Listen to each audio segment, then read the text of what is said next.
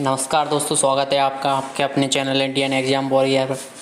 तो दोस्तों, आज से हम इंडियन सिविल सर्विस यानी आईएएस, पीसीएस एंड कोई भी एग्ज़ाम के लिए आपके लिए बहुत ही इम्पोर्टेंट बुक है एनसीईआरटी क्लास 6 से लेके 12 तक के लिए कवर करेंगे। मैं डेली एक चैप्टर डाल दिया करूँगा। तो साइंस की अपनी सीरीज चल रही है, तो इसको देखिए। जो पहला चैप्टर है, ये आपका बिल्कुल बेसिक बैकग्राउंड बनाएगा। मतलब ये बिल्कुल बेसिक, अगर आपने एक बार पढ़ ली ना, तो मान लीजिए इससे बाहर आपका कभी भी साइंस में कोई क्वेश्चन नहीं जाएगा। तो चलिए शुरू करते हैं। आज का हमारा पहला चैप्टर है, भोजन यह कहाँ से आता है। तो चलिए, आज आपने घर में क्या खाया, पता लगाइए। आपके दोस्त ने आज क्या खाया, क्या आप कल आज एक ही प्रकार का हाल लिया। क्या है सत्य है कि अलग अलग समय में हम विभिन्न विभिन्न प्रकार का हाल लेते हैं। मतलब ये बिल्कुल बेसिक लेवल से समझाया गया है, एकदम बच्चों की तरह। तो आप बिल्कुल एकदम जीरो भी है ना, तो भी आप समझ सकते हैं। तो ये नॉर्मल क्वेश्चन है। चलिए फिर आगे देखते हैं। ये क्रियाकलाप आप करिए। आप भोजन में अनेक प्रकार की चीज़ें खाते हैं। खाने की सभी चीज़ें किससे बनी होती हैं। पके चावल के बारे में सोचें। हम कच्चा चावल लेते हैं, उसे पानी में उबालते हैं। इसे तैयार करने में हमें दो पदार्थ या संगठनों की आवश्यकता होती है। ठीक है, तो कच्चे चावल को पकाने के लिए दो पदार्थ की आवश्यकता होती है, संगठकों की। दूसरी ओर कुछ भोजन तैयार करने में हमें कई संगठनों की आवश्यकता होती है। यदि हम सब्जी बनाना चाहें तो हमें अलग अलग कई प्रकार की कच्ची सब्जियां, नमक, मसाला, तेल आदि की आवश्यकता होती है। ये क्रियाकलाप है, आप कुछ देख लीजिए इसको। खाद्य सामग्री एवं उनके स्रोत, यानी सूचीबद्ध कुछ कच्ची सामग्री जैसे फल और सब्जी। स्रोत का अनुमान लगाना हमारे लिए बहुत आसान हो सकता है। यह कहाँ से आते हैं, निश्चित रूप से पौधों से। गेहूँ और चावल क्या स्रोत हैं। आपने धान और गेहूँ की खेतों में उनके पौधों की अनेक पंक्तियाँ देखी होंगी। इनसे हमें अनाज प्राप्त होते हैं। कुछ अन्य स्रोत जैसे दूध, अंडा, मुर्गी, मछली, झींगा, मांस, इनसे भी, जंतुओं से भी भोजन प्राप्त होता है। तो ये खाने के कुछ स्रोत दिए गए हैं। मतलब सोर्सेस ऑफ फूड, कहाँ से खाना आता है। उसके बाद एक क्रियाकलाप देखा है, इसको आप रहने दीजिए। तथा फल इत्यादि के स्रोत हैं। ये कुछ जंतु, ये देखिए, ये मुर्गा दिया गया है, अंडे। यानी कहाँ से भोजन आता है, सोर्सेस ऑफ फूड के बारे में चैप्टर है। चलिए तो फिर आगे बढ़ते हैं। बिल्कुल बोरिंग लग रहा हो आपको, लेकिन देखिए फिर पढ़ना तो पड़ता है, पढ़ाई ही बोरिंग होती है। तो भोजन के रूप में पौधों के भाग और उनतु जंतु उत्पाद, यानी कौन से भोजन का कौन सा भाग खाया जाता है। तो पौधे हमारे भोजन का एक मुख्य स्रोत हैं। हम पौधे के कौन से भाग का उपयोग खाद्य पदार्थ के रूप में करते हैं। हम पत्तियों वाले अनेक सब्जियां खाते हैं। कुछ पौधों के फलों को भोजन के रूप में करते हैं। कभी हम जड़, कभी तना, तो कभी पुष्प भी भोजन के रूप में खाते हैं। कभी आपने सीताफल या काशी फल के फूलों की चावल की पिट्टी में डुबोकर व तलकर पकौड़ी बनाकर खाया होगा। आपने खाया होगा तो बताइए ज़रूर। कुछ पौधों के दो या दो से अधिक भाग खाने योग्य होते हैं। उदाहरण के लिए सरसों के बीज से हमें तेल प्राप्त होता है और इसकी पत्तियों का उपयोग साग, यानी जो सब्जी रहती है ना, उसको बनाने के लिए किया जाता है।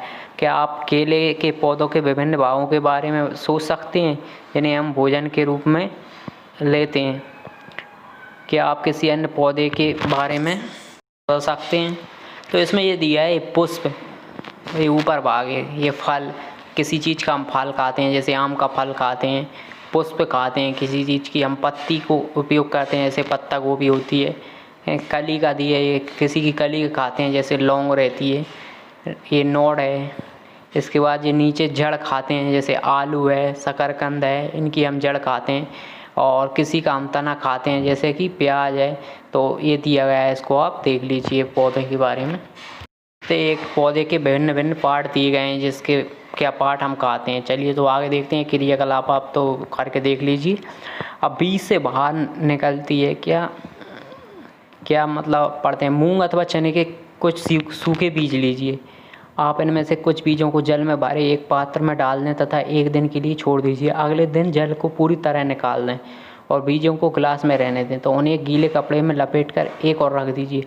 आप बीजों के कुछ परिवर्तन देख सकते हैं। बिल्कुल बीज से बाहर निकल आती है। यानी छोटी सी संरचना है ना जो बीज से बाहर निकल आती है, अंकुरित हो जाते हैं यानी बीज, उसके बारे में बताया गया है। ठीक है, उसमें यही है। अब देखिए हम कौन से पौधे का क्या भाग खाते हैं, इसमें दिया गया है। अंकुरों को सावधानी से धोकर आप इन्हें खा सकते हैं, ये उबाले भी जा सकते हैं। इनमें से कुछ मसाले मिलाने पर खाने के लिए स्वादिष्ट अल्पाहार तैयार किए जाते हैं। क्या आप जानते हैं शहद कहाँ से आता है? क्या आप मधुमक्खी का छत्ता देखा है जहाँ बहुत सी मधुमक्खियाँ भिनवाएँ करती हैं? ये देखिए, मधुमक्खियाँ फूलों से मकरंद मीठे रस एकत्रित करती हैं और उसे अपने छत्ते में भंडारित करती हैं। फूल और उनका मकरंद वर्ष के केवल कुछ समय में ही उपलब्ध होते हैं, अतः मधुमक्खियाँ इस मकरंद का भंडारण कर लेती हैं ताकि पूरे वर्ष इसका उपयोग किए जा सकते हैं। हम ऐसे छत्तों में मधुमक्खियों द्वारा भंडारित भोजन का शहद के रूप में उपयोग करते हैं। अब इसमें दिया है जंतु क्या खाते हैं। क्या आपके घर में कोई ऐसा पालतू पशु है जिसकी आप देखभाल करते हैं, कुत्ता, बिल्ली, भैंस या बकरी? फिर आपको इसकी जानकारी भी अवश्य होगी। आपका पालतू जानवर क्या खाता है, अन्य जंतु क्या खाते हैं? चलिए, तो इसमें गिलहरी, कबूतर, छिपकली, ये सब पता लगाइए, आपके लिए दिया गया है। चैप्टर समाप्त होता है। इसका सारांश दिया गया है। भारत के भिन्न प्रदेशों में खाए जाने वाले भोजन में बहुत अधिक विविधता है। हमारे भोजन के मुख्य स्रोत पौधे एवं जंतु हैं। जो जंतु केवल पादप खाते हैं उन्हें शाकाहारी कहते हैं। जो जंतु केवल जंतुओं को खाते हैं उन्हें मांसाहारी कहते हैं। जो जंतु पादप तथा दूसरे प्राणी दोनों को ही खाते हैं उन्हें सर्वाहारी कहते हैं। ठीक है, तो चलिए देखते हैं और आगे।